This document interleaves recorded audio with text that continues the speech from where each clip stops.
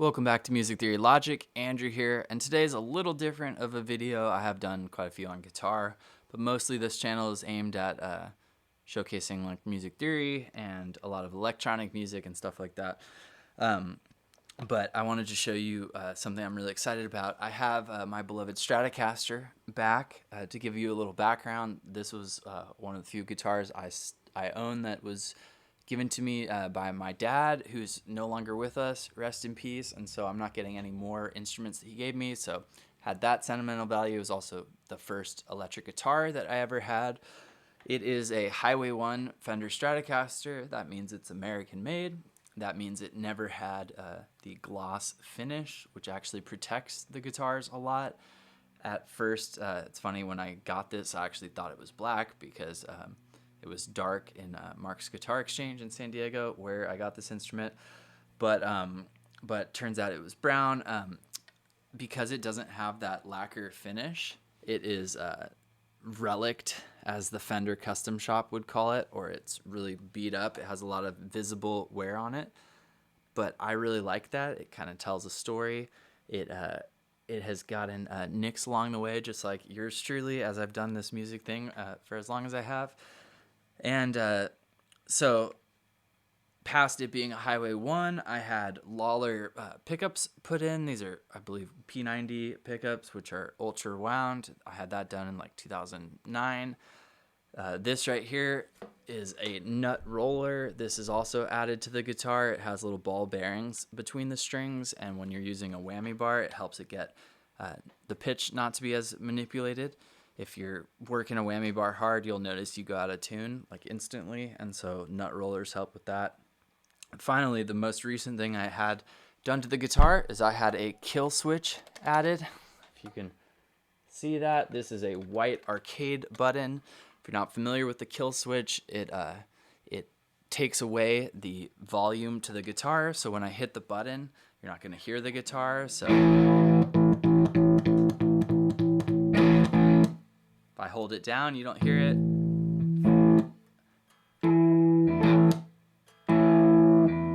If I hold it down and tap something,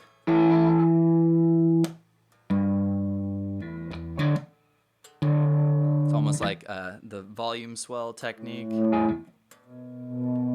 That has a different sound and is still applicable. But I first became aware of kill switches from one of my favorite guitar players ever, Buckethead. Buckethead is a really interesting character. A lot about his life outside of music is unknown. That makes him even more of like this mythical icon to those of us that love his music. And one of his most famous songs is called Jordan. You probably heard it if you were playing like Guitar Hero and stuff like that. And he creates the whole sound of it. I encourage you to go listen to Jordan by Buckethead through the Killswitch. Now, someday I'm going to do a video where I play that for you. I'm in the process of learning it, but it is not ready for the ears of the world because it is not quite good. That song, basically what he's doing is he's playing with his left hand and then hitting the button.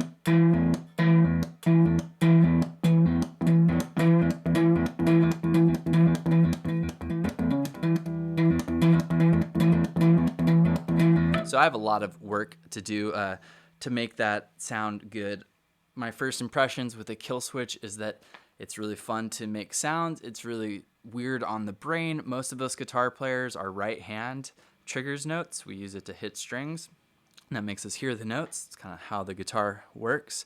But with the Killswitch, it's when I do something with my right hand, that's taking away the sound. So it's completely backwards, and that's a very weird thing up here for me so far. But I think one of the other reasons I wanted to get the Killswitch, not just to learn Buckethead songs that I could not try to practice without this, was that I thought it would go a long way to helping me with my hybrid production sound that I've been going for years. So I like to use guitars, I like to build crazy basses in Serum, and I like to put out music that has some organic or some real sounds to it, and some really sort of synthetic or futuristic sounds, hence the term hybrid, like a blend between those two. And I think this is going to work really well with getting rid of my loop with my MXR looper.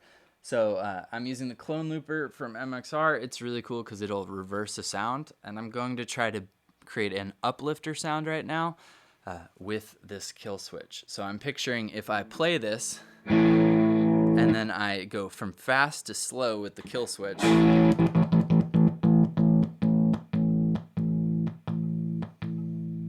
that when that is recorded and is backwards, it's going to then sound like an uplifter, like da, da, da, da, da, da, da, da, da.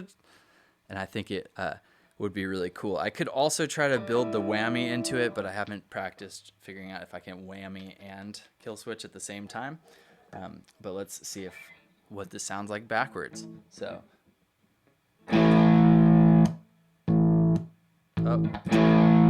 already messed it up. I need to go from fast to slow. So.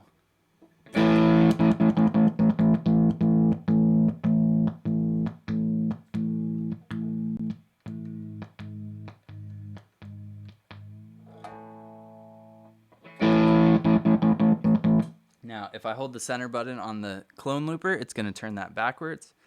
Let's hear what it sounds like.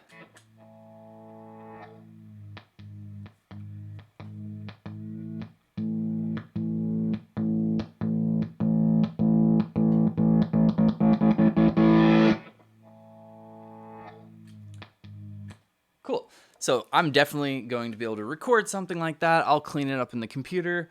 I'll probably use part of it, stretch it out, slow part of it down. But again, I think the Killswitch, for most people, like I only found out about these from Buckethead. Some of you also may have heard a similar sound from Rage Against the Machine and Tom Morello. He talks about this in a video, but he was playing a Les Paul in that era a lot. And Les Pauls have two humbuckers, another word for that kind of pickup. And they have volume knobs for each pickup. So what he would do is turn the volume off for one and then use his pickup selector, this thing, to actually create the ta-ta-ta-ta-ta-ta. So on a Strat, I kind of have to use the Killswitch unless, again, I do volume swells. But volume swells sound different. They don't sound as aggressive or fast. So hopefully you found that interesting. If you didn't, fear not, I do a lot of different videos all the time, but once again, you got to meet my my favorite Stratocaster. You'll see it in a lot of shorts and videos coming up. Explain the Killswitch, and again, I'm going to practice a lot with this because it feels like a completely new technique, and that's going to be really fun because I really enjoy learning new stuff in general, but on the guitar, it's always like the more you learn on an instrument, the more you kind of start to love the feeling of not being able to do something and then being able to do it through practice. So if you found this helpful, you'd help me out a lot by subscribing to the channel. Go make some music, go listen to some great records, and I'll see you next time. Thanks for hanging out.